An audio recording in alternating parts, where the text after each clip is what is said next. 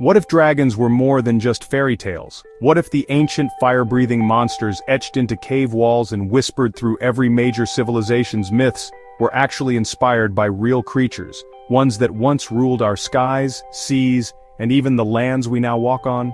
Today we're not talking about metaphor or folklore, we're talking about 4 actual fossils. Unearthed bones with wingspans the size of buses, skulls armored in horns and spikes, and necks so long they twist like serpents. These fossils exist. They're sitting in museum archives, locked in research centers, and yet no one is calling them what they resemble most, dragons. So why is that? Why are these finds, some discovered as recently as last year, not front-page news? And could it be that the real history of dragons has been buried deeper than we ever imagined? Let's start deep beneath the sedimentary layers of southern China, where paleontologists recently unearthed a fossil so bizarre it seemed like science fiction.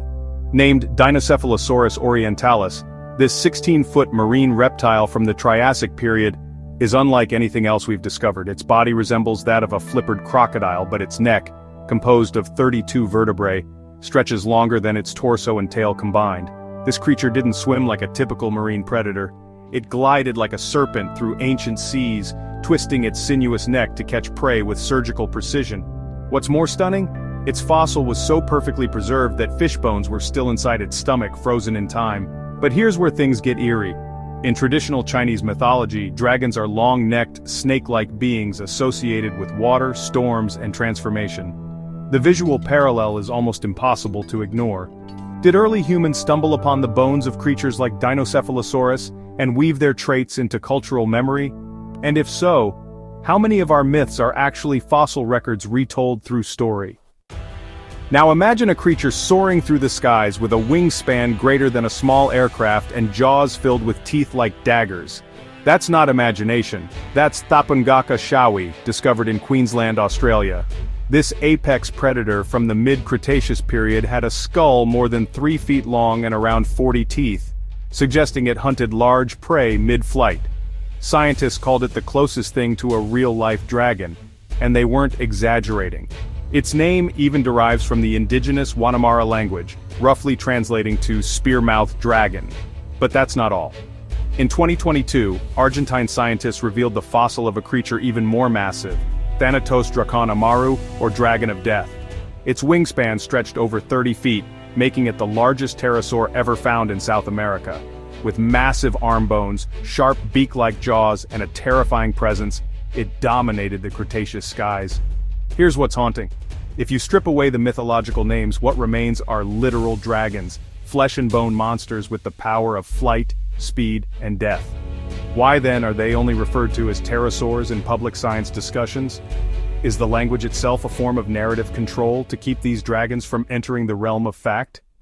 And now, we land in the windswept badlands of South Dakota, where another strange fossil has captured imaginations, not just because of what it looked like, but because of what it was named.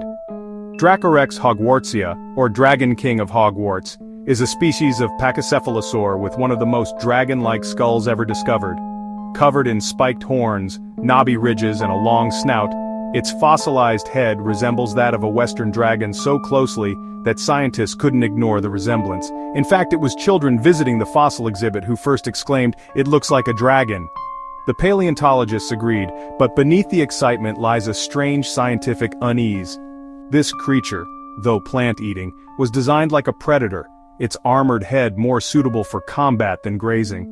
Some researchers suggest it might have used its skull in head-butting battles like modern-day rams. But others wonder, is it possible that creatures like this, horned, armored, and terrifying, interacted with early humans or were later mythologized into the dragons of medieval lore? If the same creature had been found in Europe rather than North America, would we have called it something else entirely? But here's the chilling thought to leave you with: what if dragons never went extinct because they were never limited to one era? Every culture, every continent, separated by oceans and time, shares dragon myths. How is that possible unless the memory of something real was carried across generations? Could the fossil record be more incomplete than we realize, hiding even stranger creatures yet to be found? Some researchers now believe more dragon-like species are likely waiting in unexplored regions like the deep Amazon, Arctic permafrost, or beneath the rapidly melting glaciers of Greenland. But here's the most uncomfortable question of all.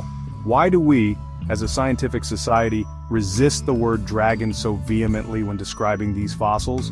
Is it because dragons challenge the clean, linear narrative of evolution?